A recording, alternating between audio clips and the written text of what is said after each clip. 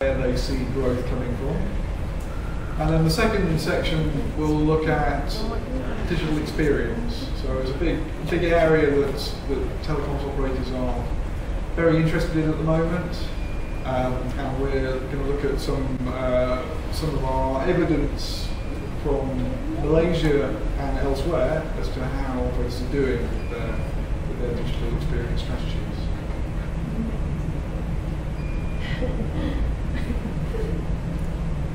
Sorry. That's okay. That sounds good, doesn't it? So first of all, telecoms operator growth strategies. And this is based on a report that I did with a colleague called Tom Rebeck, who isn't here today, but has been here before. So first of all, a quote from a scion of early 20th century American capitalism, from the chairman of GM: growth or striving for it is essential to the good health of an enterprise. And certainly there's a big interest from the financial community, of course, and also from the operators themselves, about being in a growth business. As well as the I think the Sloan quote here does help a little bit in that it gives operators a little bit more verve, a bit more mission if they feel that they're going somewhere. So firstly, I'll just introduce the project a little bit. We do this every year. Last year, and I think Tom presented the results here, we looked at some of the very large operators in the world, and this, for the second volume this year, we tried to look at some of the smaller operators and pulled out some of the more interesting operators to see what kind of growth plans they had. But just to give a kind of a snapshot of where some of these players are at, we have on the y-axis the annual revenue in US dollar billion, and then along the x-axis the year-on-year growth rates. So you can see here within the study there are some very, very big operators. China Mobile is based in a single country, but as you can see it's a huge concern. Comcast, less well known, a US operator, also really big. Some of the operators are based in one country, some of them are based in many. So you can see here along the bottom there are quite a lot of small operators in the kind of like $5 to $10 billion revenue level, and some of them grew significantly in 2017, some of them didn't. Now we'll have a look at a few of those, but just to give you a little bit of a flavour. Much of the much of the growth came from acquisition, and much of the loss is based on exchange rates and currency. And one of the large determinants here is simply which countries are you present in, and where, which currency do you report to your shareholders. So for all of these operators, we looked at their growth strategies from 4 main dimensions. So were they they expecting growth to come from their core propositions or things very close to the core, or were they looking for new areas to support growth? Were they expecting growth to come from their domestic markets, or were they looking for international expansion? Were they looking at the consumer market or enterprise? And were they expecting growth to come organically or inorganically through acquisition? So in the report we analysed all of the operators. I'm going to pick out a few. Overall, there were 3 groupings that we found. There are a small number of very ambitious operators who we classed as digital service pioneers. KDDI, TELUS, so KDDI in Japan, TELUS in Canada, Axiata Group, and Reliance Jio in India. Now each of those really did make a big claim to be service innovators and were strongly moving into new segments for their anticipated growth. So there's another group, many of which are based in Europe, but not exclusively. KPN in the Netherlands, Swisscom in Switzerland, Telia in the Nordics, and China Mobile. And they're very much focused on innovation, but within the enterprise segment. We call those enterprise innovators.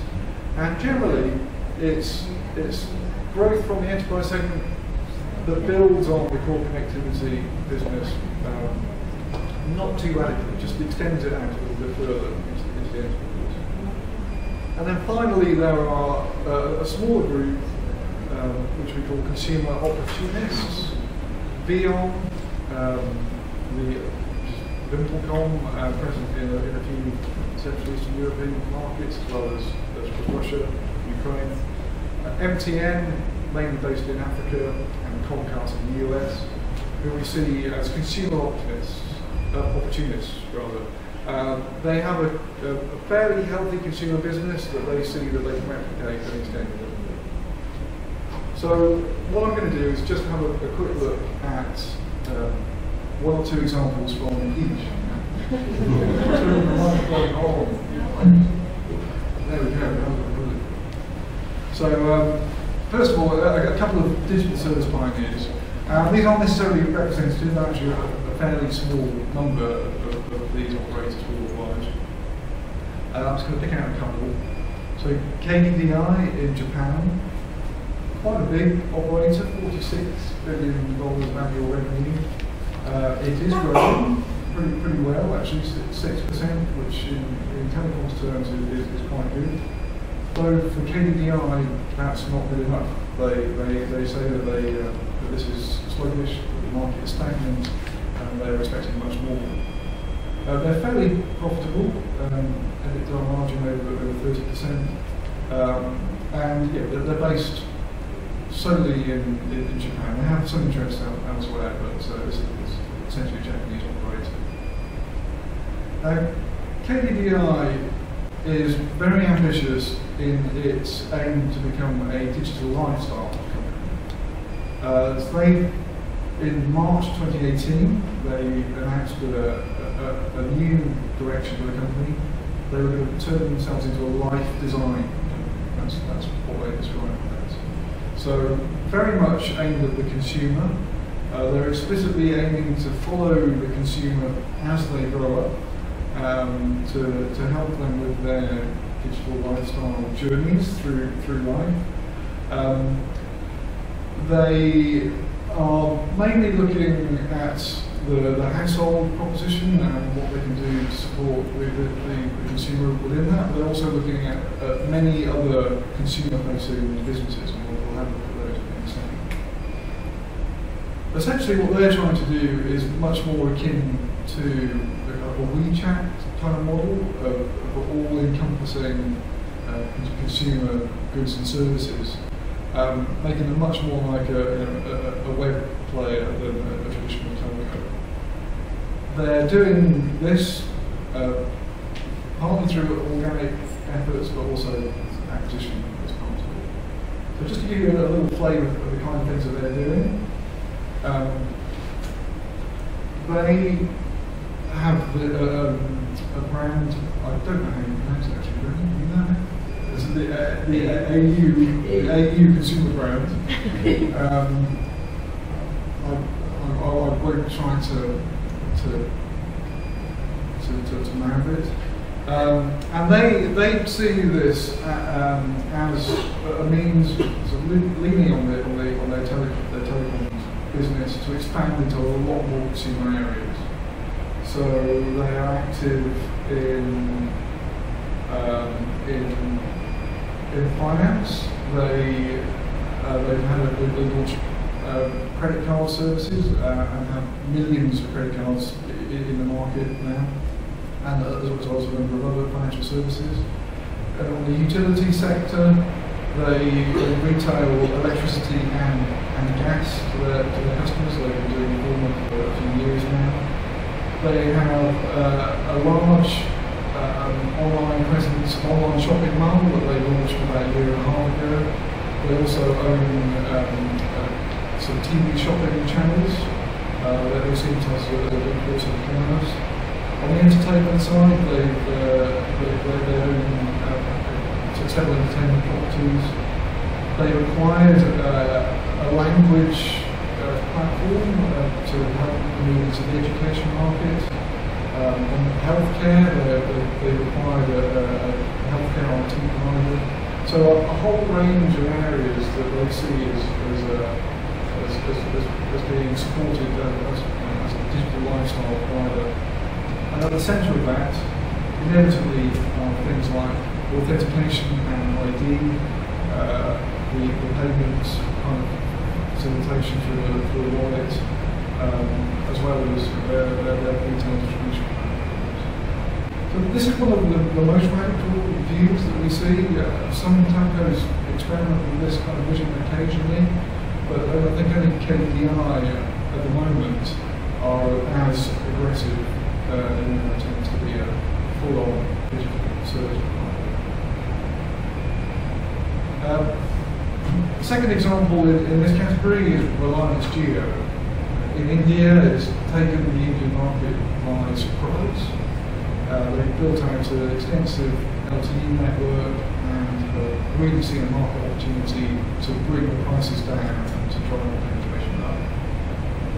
They're not that big in global telco terms, even though they're very well known. So the annual revenue for Reliance Jio is just under 4 billion in 2017. We don't know how fast they're growing because the year before they didn't really exist. They barely existed. They weren't publishing separate results. So this comes out of a huge conglomerate. Reliance is one of the biggest industrial players in India. They're very well connected. They have a lot of entertainment properties. They own Mumbai Indians cricket team. They own lots of Bollywood content. And one way of interpreting their business is to be a content-first play, using mobile data to get content out to their customers. You can see here they have a lot of customers, 186 million, be a little bit more now, and they're only based in a single market. So for Reliance Jio, they see themselves as being in the right place at the right time. So in India, it's a huge population, over 1 billion people, and they see real untapped potential there, partly due to the limited connectivity and the pricing regimes. They're pushing, their stated aim is 99% population coverage of mobile data. And that's where they've been picking up their customers. They make a big claim about bringing the price per gigabyte down and driving the usage up. They align themselves very closely with the government, the Digital India initiative. But more broadly, they're a little bit like KDI. They see themselves very much as being at the heart of a digital lifestyle and taking the consumer on that journey. So in terms of the very much domestic focus, very much consumer focus, and largely organic. So they have an app-based approach, which many telcos have struggled with, of course.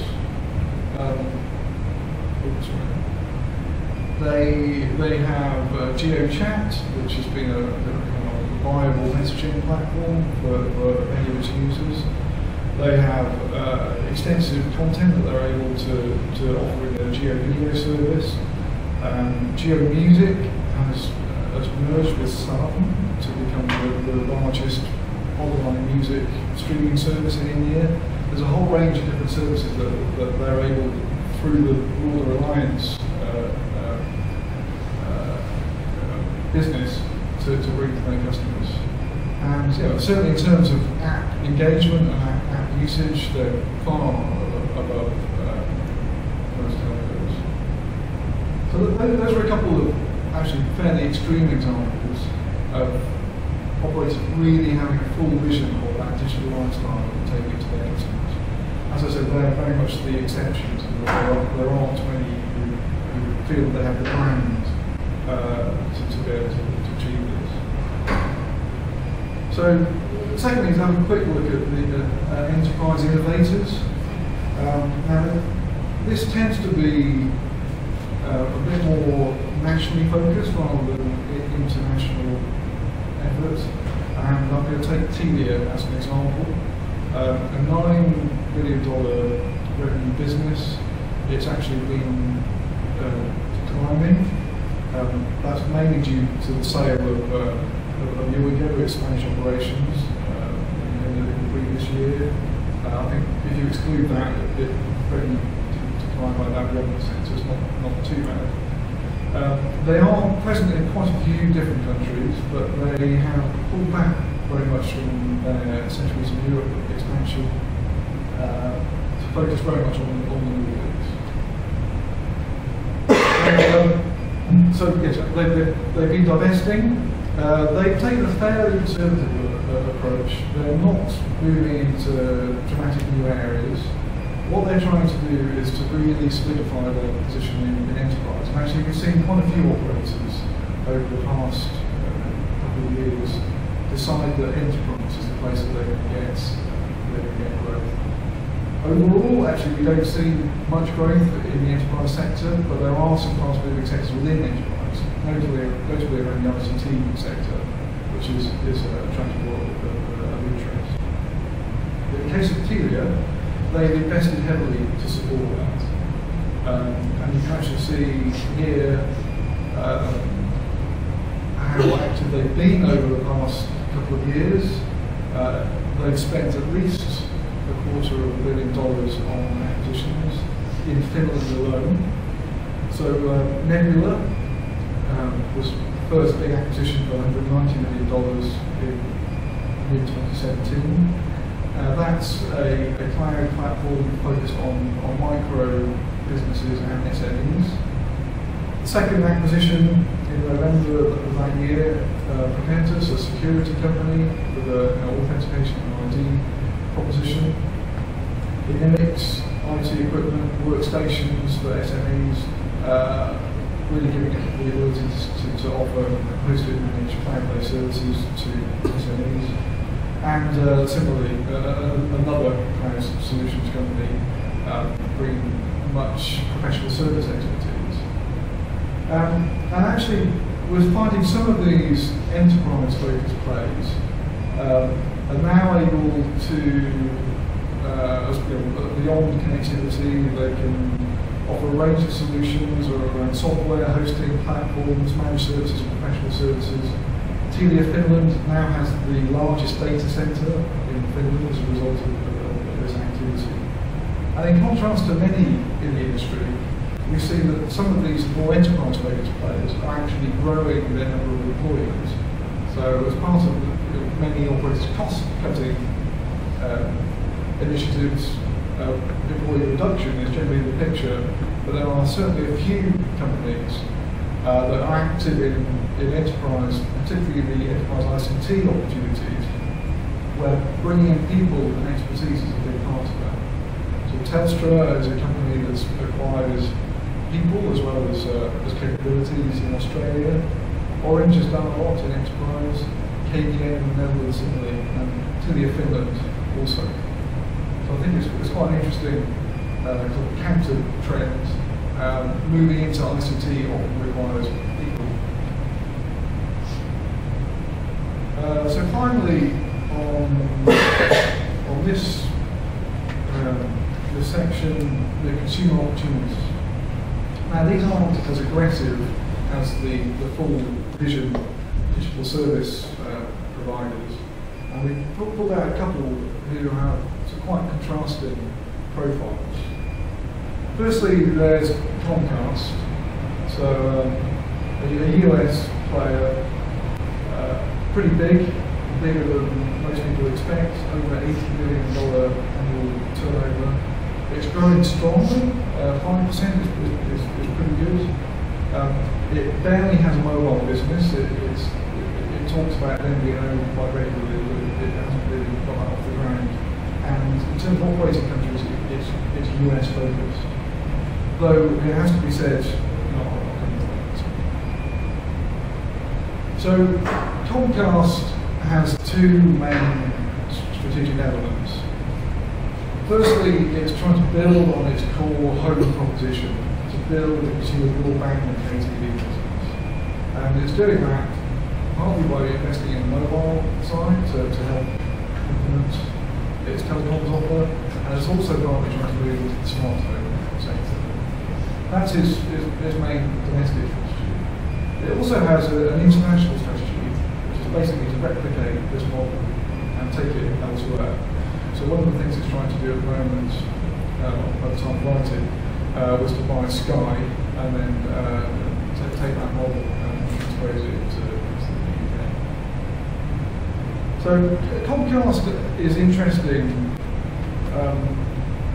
partly because it's one of the few operators to have actually got anywhere with a smart home proposition. So it launched its Xfinity Home solution back in 2011. And it's a home security service that costs $25 per month on top of the standard broadband charge, which is, bearing in mind that US ARPU is pretty high, it's actually a reasonably cheap solution. It's managed to gain about 2 million customers for this proposition, which is around about, I think, about 7% of its business, which is by far the highest smart home proposition take-up amongst any of the telcos that we look at. Most have maybe tens of thousands of customers for their smart home proposition. Now, one of the things that Comcast has done is they've built this security proposition on top and alongside quite a strong entertainment package. They have, with AI, enabled the entertainment experience for content recommendations. You can voice control your TV and you can talk through your remote control. There's an app that helps you navigate all this stuff. Now, importantly,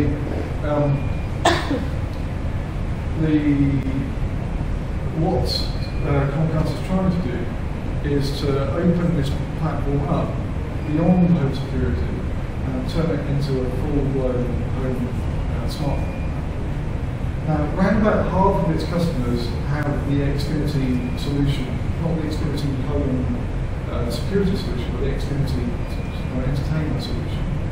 And Comcast plans to open up smart home capabilities to all of that customer base, and that's how they're hoping to drive penetration. They have partnerships with Nest thermostats for smart heating, with Philips Hue for lighting. So they really see the set-top box and the entertainment experience as integrated very cleanly and potentially profitably with a home control smart home proposition.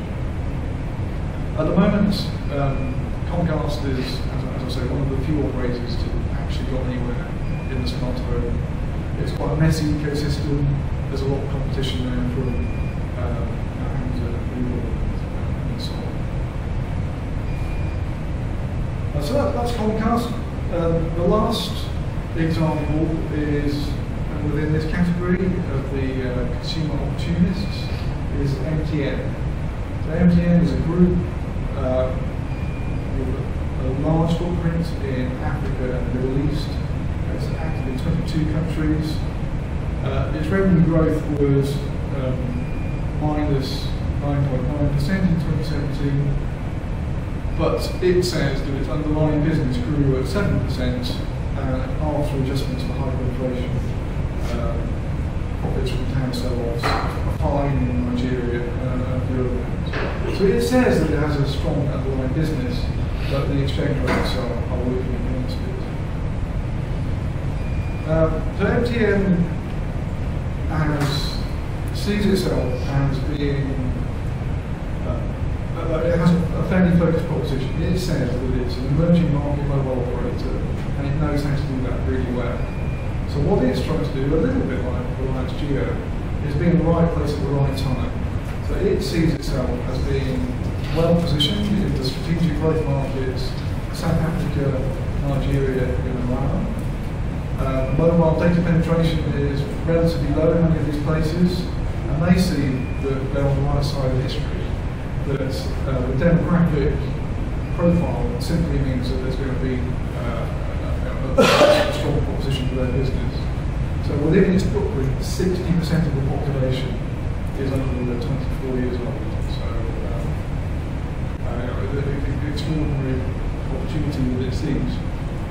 It's also interested in enterprise, but at the moment that's 1% of its business. Wholesale is 1%, enterprise is 1%. So it expects to see growth there from a very small base. So MTN has quite a lot of activities around entertainment, sometimes partnering with providers, sometimes doing its own thing, depending on the country.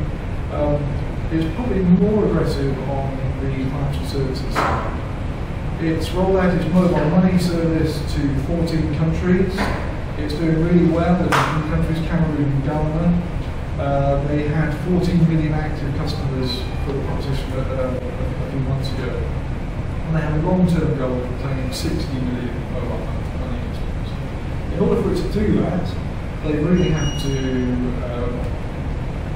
build a strong position in their core market. South Africa and Nigeria are crucial for that. So one of the things they're trying to do is diversify beyond a straightforward person-to-person payment model. They've started to add in additional financial services, and I think quite interestingly they've made acquisitions in e-commerce, in the consumer platform in Africa, Wadi in the Middle East, and there's another one whose name I can't remember.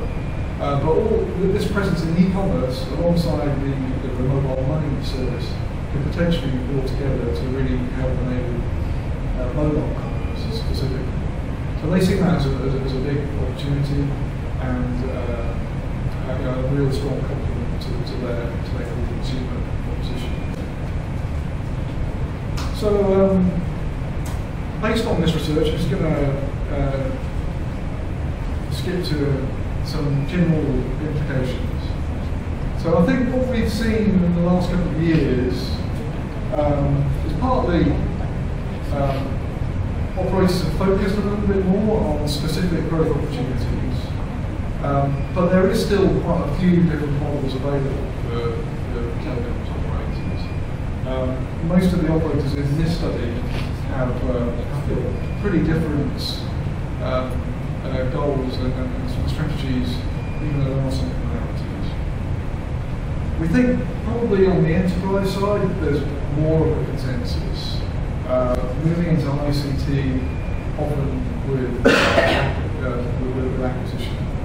I think that's probably more of the same pattern there. On the consumer side, many operators still expect growth from connectivity, and I think the sort of demographic argument of MTN and the Reliance Geo opportunity are sort of the clearest examples of that. But other operators are still looking for convergence as a way to build growth, a way to build value, and a number of other kind of core concepts around mobile data. The other main areas in the consumer segment are entertainment more generally, often video, sometimes music, sometimes gaming, and financial services.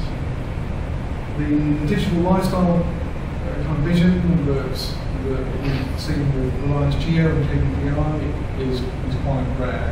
Axiata Group have some ambitions in this area, but most operators are being a little bit more pragmatic about their brand strength and arguing most strongly into those areas.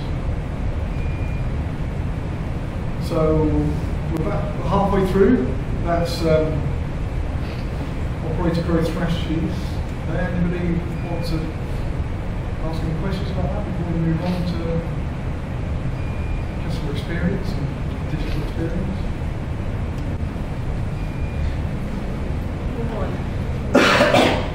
Okay, then so we'll just swap.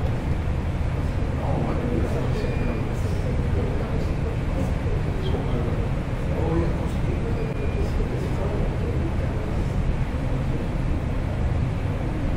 So, second half of this month's Tea Talk is identifying best practice in digital experience. Now, pretty much every telco in the world is saying that their focus is on the customer. And I've got a few quotes here from some of the bigger players. Maxis say that they want their customers to have an unmatched customer experience, either through the products or through their people. Digi wants to be a customer-first digital company, leverage digital enablers to provide growth opportunities, better customer experience and efficiencies. And the Axios Group's, one of their main strategic goals is to be the #1 choice for customers and partners by offering superior customer experience. So operators worldwide say something similar. If there are 3 strategic goals for an operator, you can be sure that being an excellent enabler of customer experience and being customer-centric is one of them. So what we're going to do is, in this next session, is to think a little bit about what customer experience means and how different elements might contribute to the customer experience. Then we're going to think about digital channels. So an awful lot of the initiatives at the moment around digital transformation are focused on the digital experience. And then finally we're going to assess the evidence of success in digital experience. I think you'll find generally that there isn't much evidence provided, that there are lots of ambitions to be customer-centric, but we're trying to find out what it really means for the operators. So, in order to do that, we're going to use some of our consumer research, our primary research into what consumers are actually saying about their operators. So, first of all, a basic metric for understanding consumer satisfaction is the Net Promoter Score. And the Net Promoter Score is based on willingness to recommend your telecoms operator. In this case, just the mobile operators. Indonesia, Malaysia, Philippines, Thailand, and Vietnam. This is based on survey data that we've been working on very recently. The survey was conducted in August to September of this year. And we've been working pretty fresh, we've been working on this data very recently. And you can see generally that sort of the scale for that NPS goes from +100, but everybody would, without reservation, recommend their service provider, down to -100, where nobody would recommend their service provider. And you can see that generally telcos don't score particularly well. They're kind of sitting around 0 here. And this is one of the reasons why telcos and operators are trying to be more customer-centric. Simply because some of the service providers that they're competing against, notably including the web players, have much higher levels of customer satisfaction. So Amazon, Google, Facebook, Tencent, Baidu, these kinds of brands have something like +70 in terms of willingness to recommend.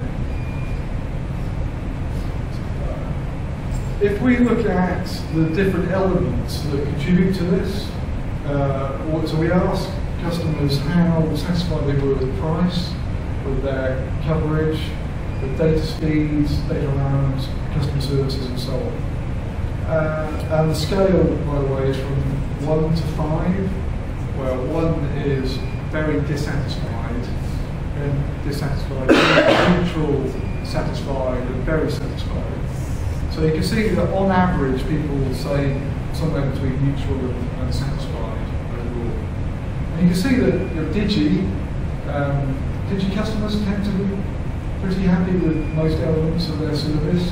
They are a bit cheaper than Analysys and Telecom. Their coverage is slightly less, but their customers are happy with it. Max's customers do feel the price is quite clear. And of course, new mobile, smaller opportunist, has trouble with its network perception, but is strong in price. And you can see in terms of overall customer satisfaction, here, Digi and Maxis are around about the same, only in terms of NPS, the willingness to recommend, Maxis customers were much less likely to recommend Digi customers. Now, one of the things that we're going to... When the coverage service attribute, are you recording your survey based on certain location or nationwide? It's nationwide. There's 1,000 people in each country. It's based on smartphone user experience, so it's smartphone users only. We have the breakdowns by region across Malaysia. We're careful to work with our survey provider to make sure it's a reasonable distribution in terms of urban, rural, and general splits around the country. So we can give you some more detail on that. Now, one of the things that we wanted to... Before you proceed, what about sample size? Sample size of the survey? Well, sample size? Sample size, 1,000 people in each country. 1,000 in Malaysia, 1,000 in service provider. So each service provider is more or less market share.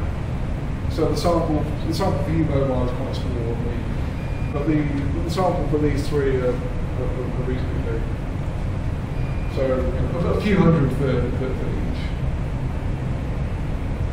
Now, one of the things that we were looking at is the relationship between these satisfaction elements and the overall willingness to recommend an operator. And we did some statistical regressions to try to isolate those different elements. And I won't go into details given the time, but I just want to highlight that in some countries, some of those elements were a much stronger factor in the overall decision than in others. So you can see in Malaysia, the strongest element was price satisfaction. So the single biggest predictor of how likely you were to recommend your operator was how satisfied you were with the price.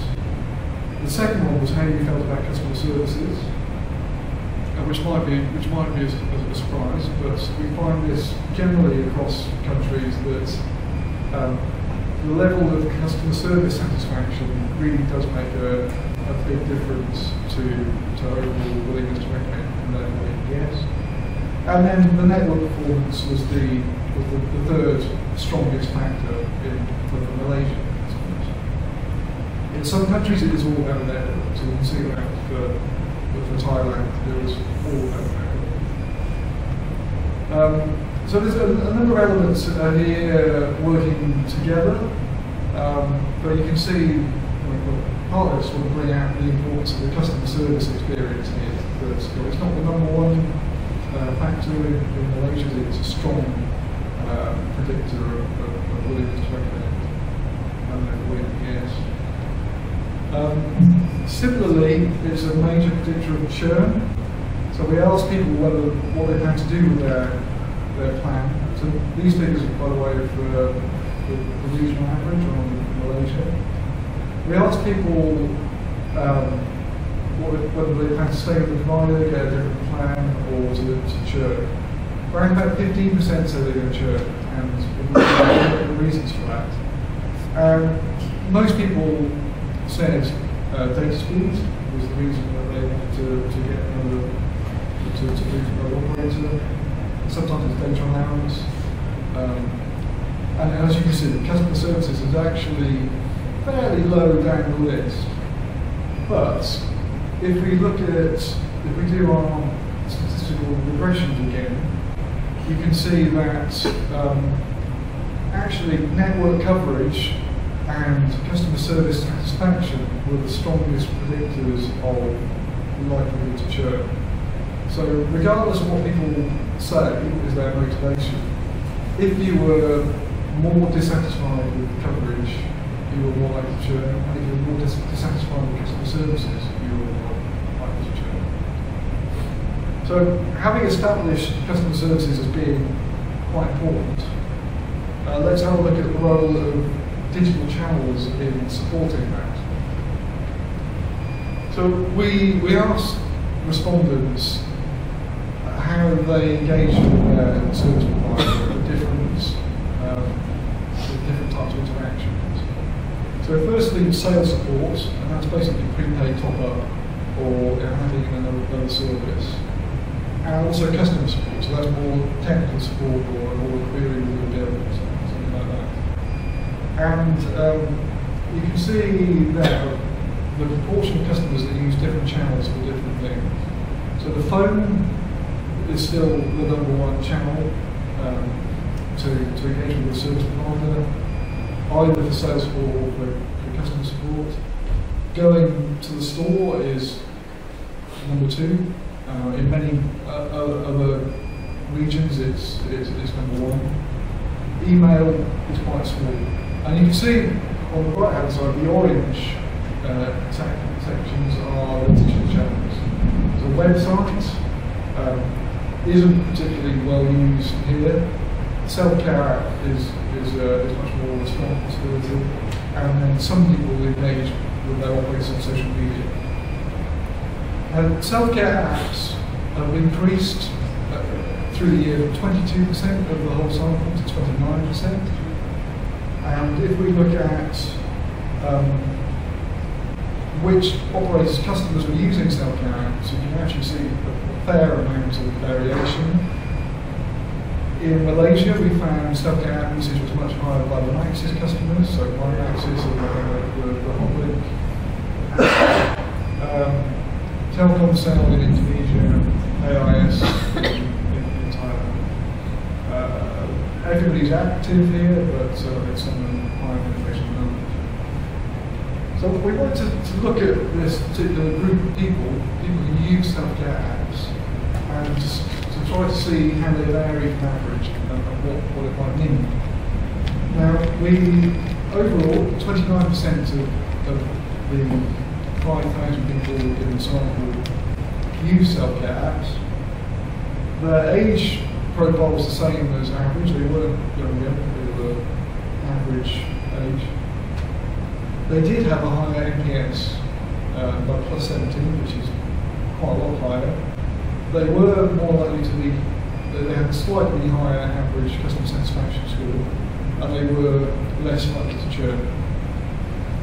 Now, one of the challenges here is that there's probably some self-selection, that these customers might not have needed to use those other channels, and we can't really do much about that.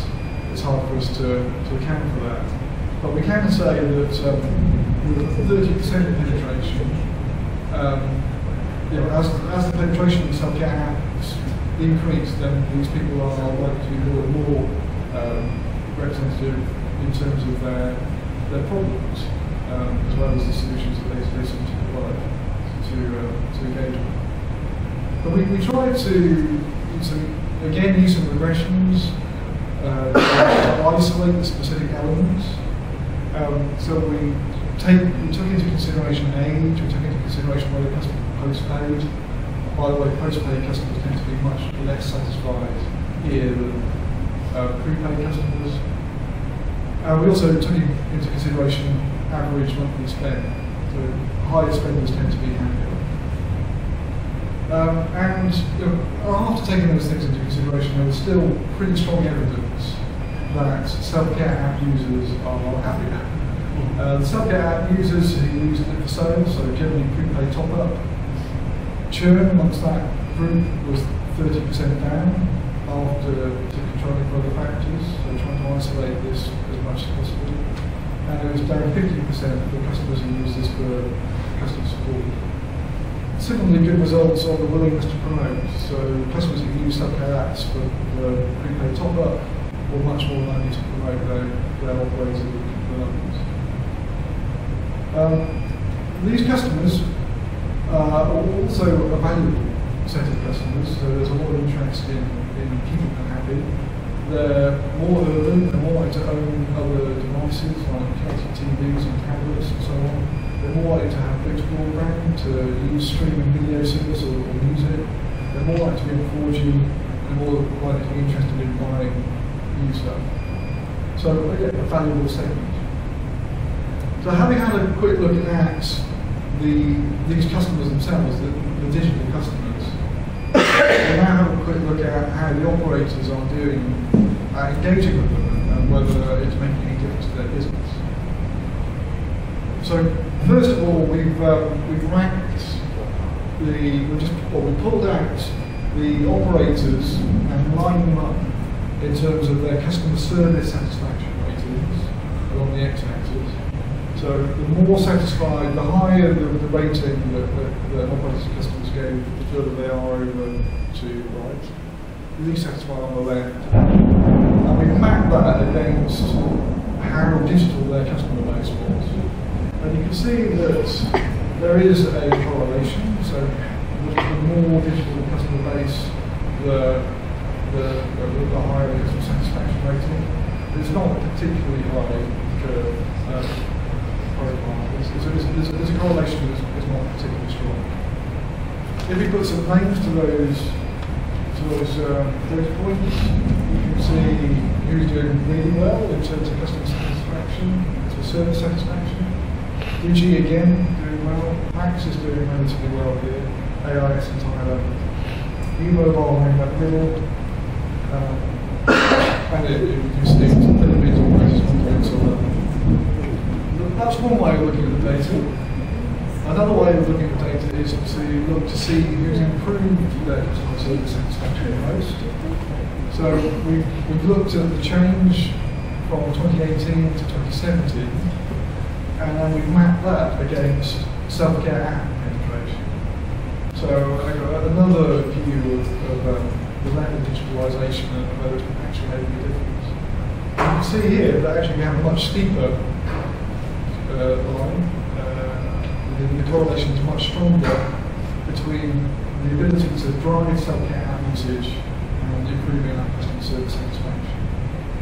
So again, if we put some names to those data points, you can see that AIS has done pretty well, Digi's done okay, Maxis has actually done a pretty good job of improving things last year or so. The XL Asata and Indosat, can I say that they're not doing very well in terms of the customer, the self-care, right? XL.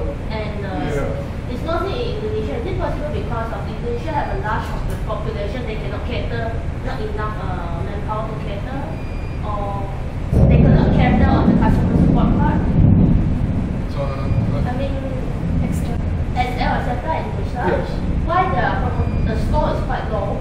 Because look at it, only Indonesia has such a problem. The rest of the country is okay. Yeah. I'm afraid I don't know why XL is doing so badly. I'm tending to look at the success stories, so rather than the operators who are doing badly here. Any reason? We can have a look into more. But I mean, we do see generally that operator groups aren't particularly good at having best practice across their operating groups, and the performance does vary significantly from country to country. From Telecom to XL to. So on that chart, Telecom cell is there as well. Yes. As an individual, they've got a higher percentage of customers using Telecom cell in Indonesia are doing really quite well. Because the previous slide also showed that SL Asata and Indosat doing quite not that well. So bear in mind this has just changed, by the way. So some of these operators might have already had quite high scores.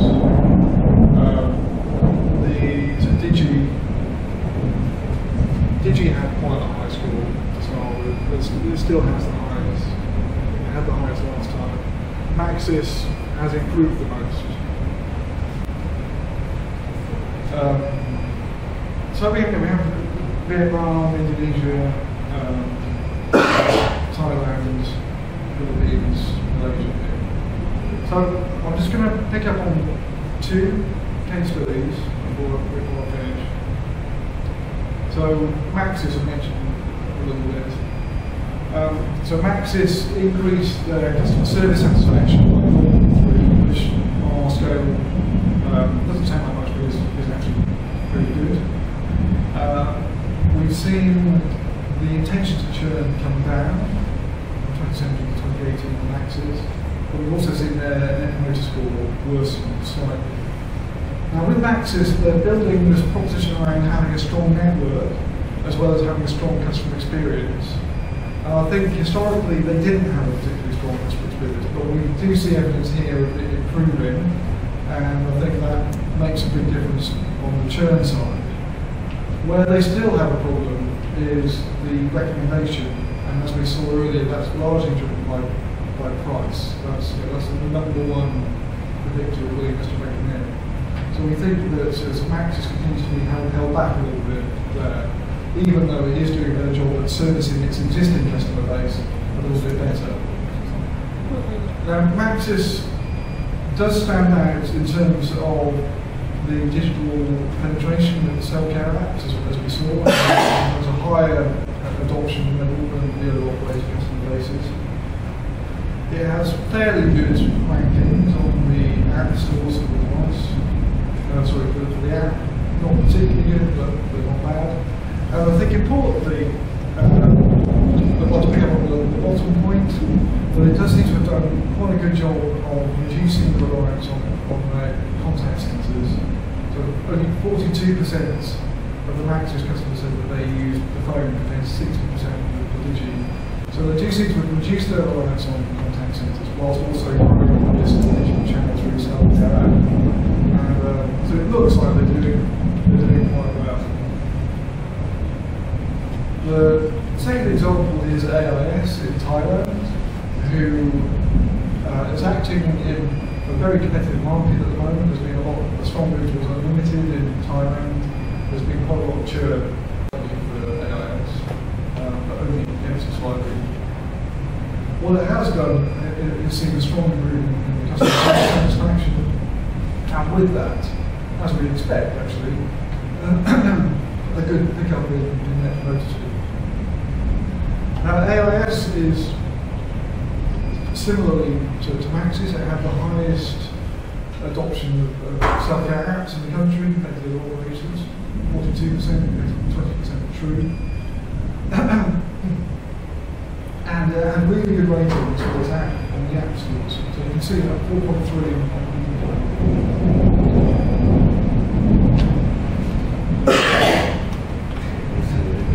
And AIS similarly has a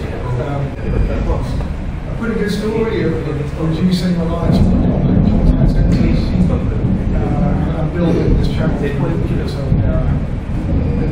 Now, it's not necessarily the case that self-care apps are universal good. Some operators haven't seen such strong results, but I think if you cast your mind back to this, there is a general correlation between improved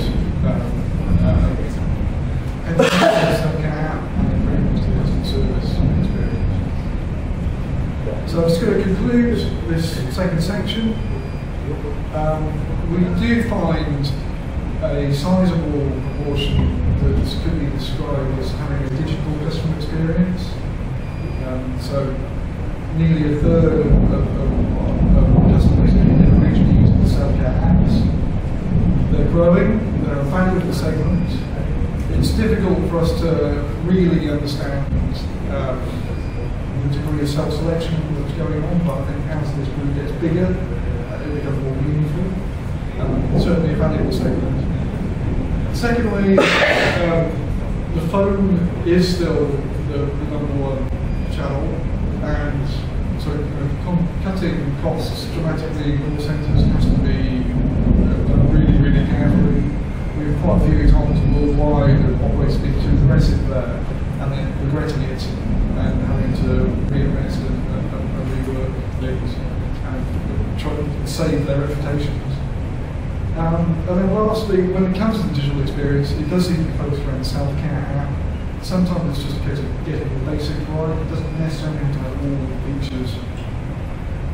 Prepaid top-up does seem to be a big part of this, but it doesn't necessarily have to have lots of additional features. I think consistency, cleanness, doing things, being able to log in easily, things like that really do make a difference. And those are the kinds of things that give the app high ratings and positive sort of customers. So, there we go. Covered quite a lot of ground, operator growth strategies and digital experience. It's 1 minute to 4. We made it. It's only 5 minutes. You 5 minutes already. You have these. There's many. Which one's that? My expenses. My maxes. So generally, we do see a positive experience for my maxes, but all too typical. The slide is good. Well, thanks for your time. We can take some questions now, but if you want to email, we'll send you the decks afterwards as well. Of course, so you can read them at your leisure. If you want to get in touch, please do. So we're just writing reports now. Yeah, so I think the question is when the last published content of the connected. It depends on how quickly Roby and I can do it. So with this particular research is based on our survey, as well as customer experience. We look at pricing, bundling, and additional economy services. So this, I mean, we've done the work here, so it's just a case of getting back to the office and writing it all up. So hopefully in the next few weeks. So what differentiate customer support? So one is a sales support. Sales support is really